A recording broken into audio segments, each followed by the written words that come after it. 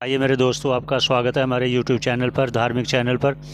महात्मा जी का उसके आगे प्रवचन श्रवण करते हैं, हम भी आपके साथ श्रवण करते हैं। आइए, सबके मंगल की कामना करते हुए आपका श्रवण करने का बहुत बहुत धन्यवाद। आप श्रवण करते रहिए, हमारे साथ जुड़े रहिए। अच्छा लगे तो शेयर कीजिए। धन्यवाद। आइए श्रवण कीजिए, हम आपके साथ हम भी श्रवण करते हैं। तो मुझे एक तो ये चीज समझ में आती है कि रोग अपने आप आते नहीं है, हम उनको बुलाते हैं। और जैसे ही आप सजग हो गए कि अरे बीमार पड़ने में मेरी अपनी बहुत भूमिका है, और आपने उन एलिमेंट को यदि कंट्रोल कर दिया, और विशेष करके खान पान को अपने शरीर की प्रकृति को समझते हुए, किसी डॉक्टर के लिए बहुत संभव नहीं है कि आपके शरीर की पूरी प्रकृति को समझे, सिस्टम को समझे। डॉक्टर, आप जब भी बीमार पड़ेंगे, डॉक्टर के पास कुछ कॉमन फॉर्मूलाज है, उसका आपके ऊपर अप्लाई करेगा, उसमें कुछ एरर होगा तो फिर दूसरा ट्रायल करेगा आपके ऊपर। डॉक्टर की तो सीमा इतनी है, विज्ञान है, उसको ये अंग कैसे काम करता है, इसमें ये खराबी होगी जिसको कैसे निकालना चाहिए। परंतु एक जो प्रकृति बनी हुई है इस शरीर की, उसके सबसे ज्यादा ज्ञाता कौन है? हम हैं। उसका हमको थोड़ा बोध होना चाहिए, और उसके अनुसार आहार और विहार हो तो कम से कम शारीरिक रूप से हम बीमार नहीं पड़ेंगे। हाँ, कुछ जो प्राकृतिक असुविधा है उसका प्रभाव तो थोड़ा बहुत पड़ेगा। जैसे एयर पोल्यूशन बहुत है, वाटर पोल्यूशन यदि बहुत है, तो फिर जाएंगे कहाँ? परंतु सजगता से बीमारियों के बहुत बड़े हिस्से को रोका जा सकता है। और बीमारी एक इतना बड़ा अभिशाप है, व्यक्ति के आत्मविश्वास को एकदम धराशायी कर देता है, धराशायी कर देता है।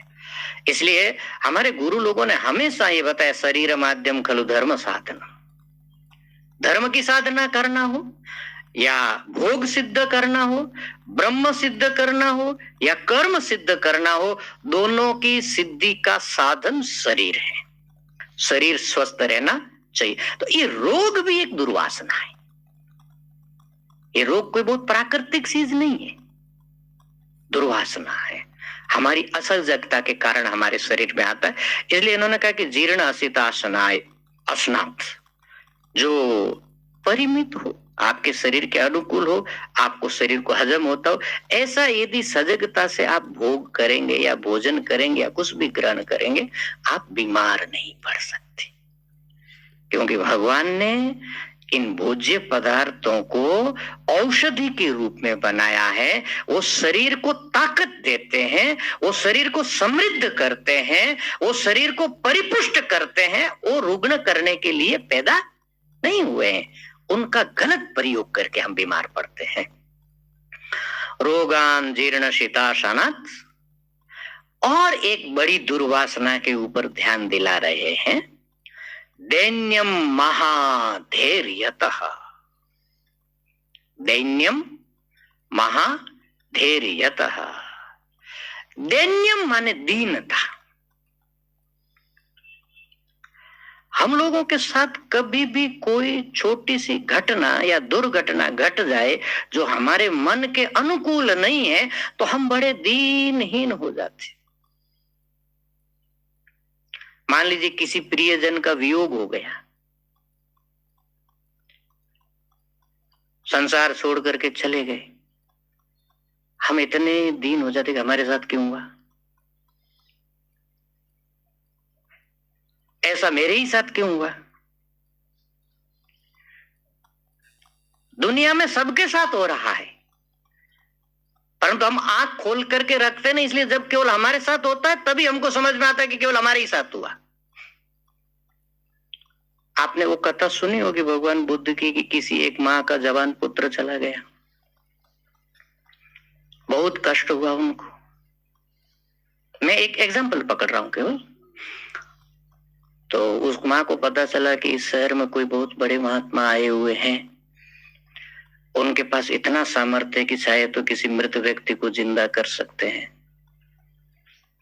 चली गई माँ उस लाश को लेकर के, बुद्ध के सामने सुला दिया, और सिर पीट के रोने लगी और कहा कि प्रभु, आप इसको या जिंदा करिए या फिर मेरा भी प्राण ले लीजिए।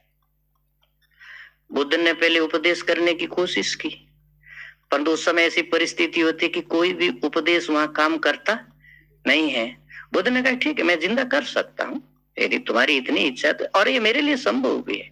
तुमको एक काम करना पड़ेगा, इसको जिंदा करने के लिए मुझे एक मुट्ठी राई चाहिए।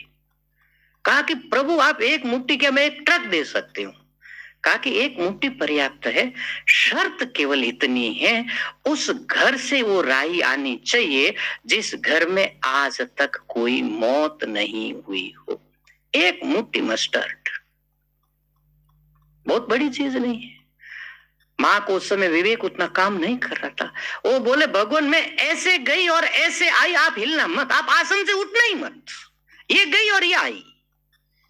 गई, पहले घर में गई, कहा कि मुझे एक मुट्ठी राई चाहिए, मेरा जवान बेटा चला गया, एक महापुरुष उसको जिंदा करने वाले। उसने कहा कि बहन यदि इतना बड़ा काम हो जाए तो एक मुट्ठी क्यों, तू 5 मुट्ठी ले जा।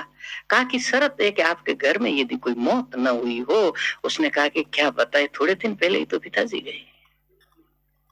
दूसरे घर में गई, कहा कि राई तू जितना चाहे ले जा, परंतु क्या बताए थोड़े दिन पहले ही तो मां गई है।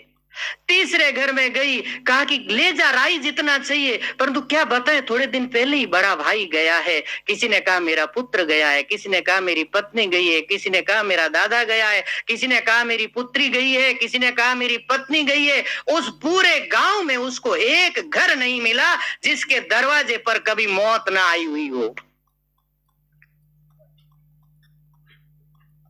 उसको ये समझ में आया कि ये घटना केवल मेरे अकेले के साथ नहीं घटी है।